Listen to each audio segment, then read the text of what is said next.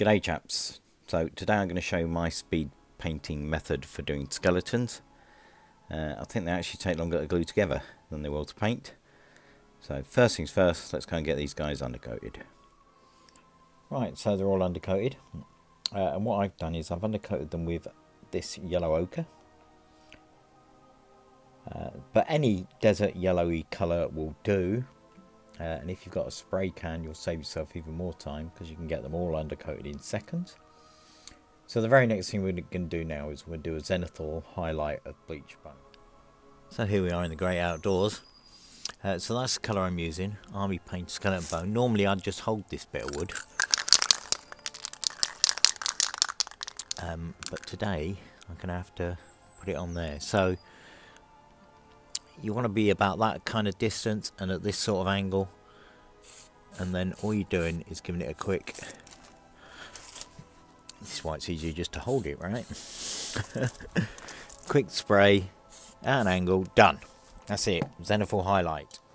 So zenithal highlight done. I thought I'd just show you quickly up close. So you can see all it's really done is caught the higher areas, the lower areas are still in the yellow ochre colour. So now what we're going to do is a quick dry brush of off-white and skeleton bone. So these two. You can use any bone colour or any white. I'm using these two. And I'm going to go about 60 white to 40 bones. You want a bit more white than you have the bone colour. So I've got my tissue, I've got my bone colour. I'm just going to scrub that out a bit on there. And then what we're going to do is we're just going to concentrate on the high areas, on the hands, the elbow, a bit on the ribs, on the hip bones, the knees, feet, all them sort of areas. There. We don't have to be too neat. Again, backs of the elbows, along the spine, quite nice. Top of them bones there, back of the feet, done. So with that done on every one of the models now, the next thing I'm going to do is I'm going to paint all the straps and all the little bits of cloth and the spear shaft. I'm going to do everything in black grey. And the reason I'm doing it all in black grey is purely and simply just to save a bit of time. And these belts here, you could pick them out in a different colour if you wanted. You know, whatever you want, leather colour or red or green or whatever. But I'm just doing everything in black grey. So I'm using less colours, so it just speeds the process up a little bit. And we're going to do all the chest straps. A bit more paint.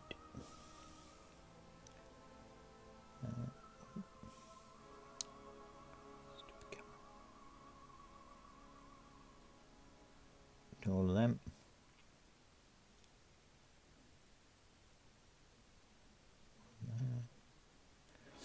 Yeah, so I'm going to crack on and do all of them and the spear shaft. So that will get, I'll get a black as well, black grey. And I'll come back to you when I've done them all. So with all the black done, next thing is to do the brass areas. Now what you want is a dark brass colour, but I haven't got one. So I use flat brown, which is quite a dark brown, and old gold, 60, 40. And we're just going to apply this to any area that's got metal on. So on his breastplate, that's a metal breastplate there. So just give that a little nice covering. Obviously his helmet. Obviously now you need to be a bit neat with this because you don't want to go onto the bone if you can avoid it. You might have to put a couple of coats of this on.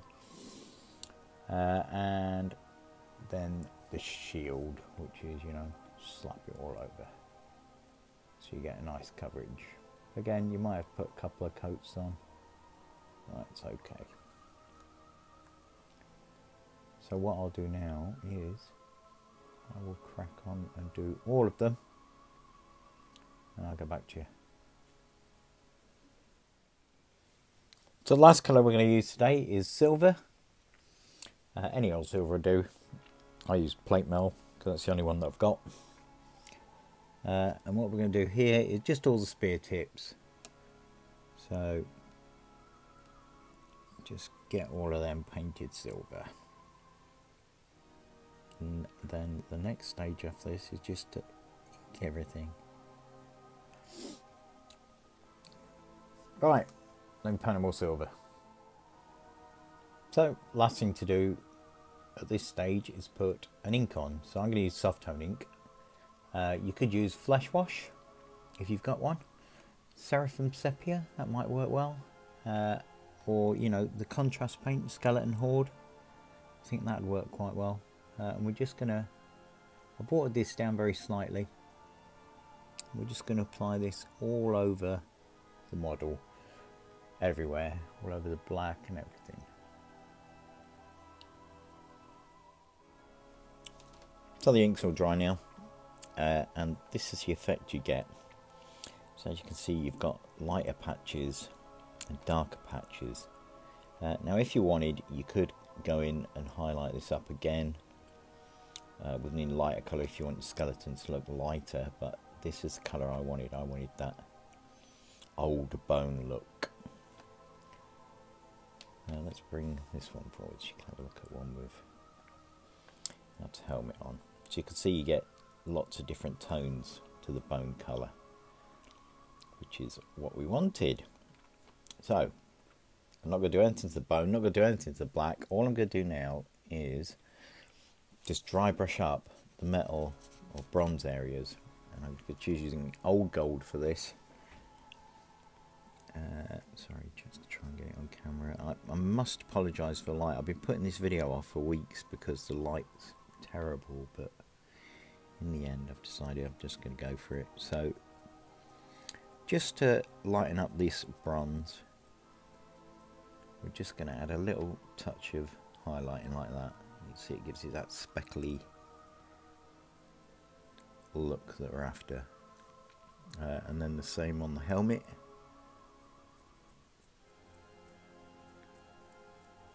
Just a little bit of a dry brush, not too much.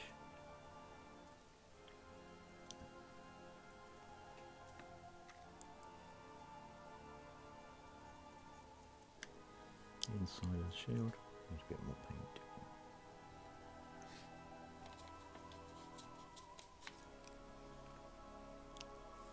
So inside the shield, just on them top edges, like that. And a little bit on the spear shaft.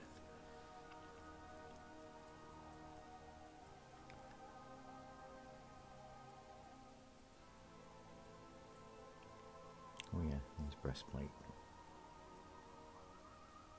And that is it. So I'm going to go and do the rest of them. So you could leave your skeleton at this stage, and that'd be perfectly acceptable as done.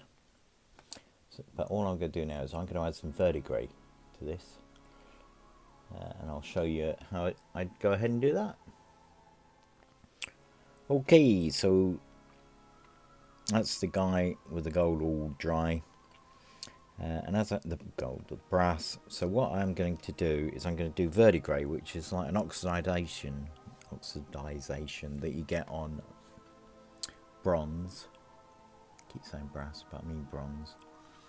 We're going to use this technical paint, nicolac oxide.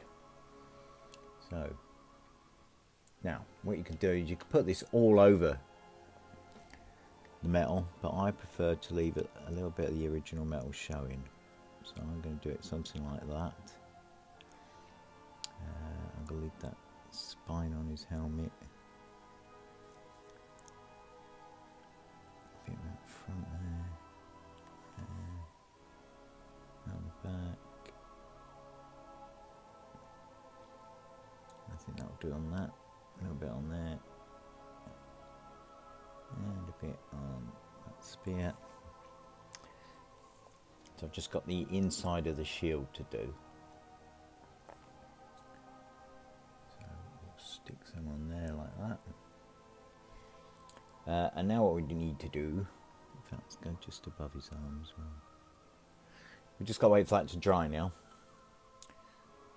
And that will give you a bit of an idea of what it will look like when it's all finished. So let's wait for that to dry. I'll do the rest of them and I'll get back to you. So this is the skeleton with the first layer of the oxidizer, I can't say it, the verdigris on. And what I'm going to do now is I'm going to put another soft tone ink over the top of that, because I want my verdigris to look a little bit more mottled.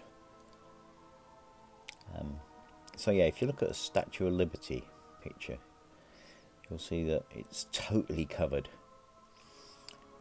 But mine, I just want mine to look a little bit patchy. So what we're going to do is just get some soft tone ink.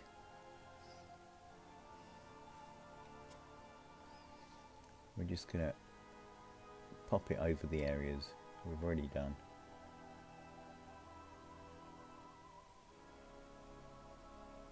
Like this.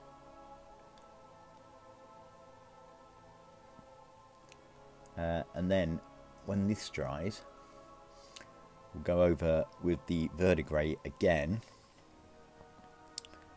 just to give it another, like a highlight of verdigris if you like.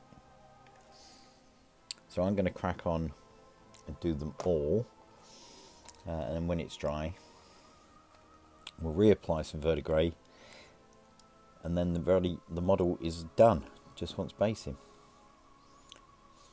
So let me crack on. Okay, so now that that's dry, the last thing we're going to do now is we're going to go back over these verdigris areas with the oxide paint. So dark, sorry about the lighting. And what we're going to do is we're going to just put it on little areas so it looks a bit mottled, is the general idea. So just like that on there, kind of like stippling it rather than just slathering it all over.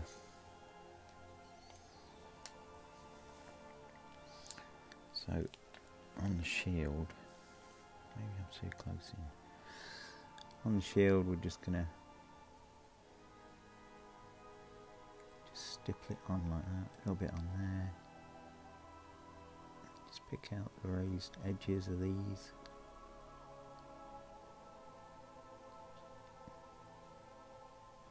Just like that, so we've got like a two-tone effect with this oxidization. And then when that's done, when that's dry, these will all be done. And I'll get some base on them, and that'll be that. So I had hoped to show you the whole unit, but unfortunately I've run out of tufts. So I'm going to have to make some more. It's because I interrupted this video to base up all my Austrians, and I've used up all the tufts doing that, so yeah. Let's just stop it so you can have a closer look. So there's these two that are finished completely. The others are all done except for the basing, but let's face it, you can never call a miniature completely done until the base is done. I'll stick them on here for now. There's another 10 as well. Well, in fact, there's another 20, but they're not based either. So there you go, my quick method for painting skelly-bobs. And if you wonder why they're called skelly-bobs, it's because they're all skeletons and they're all called Bob. I hope you find it helpful. I say it's not the be all and end all. There are better painters out there that will show you different methods, but this is just my quick method.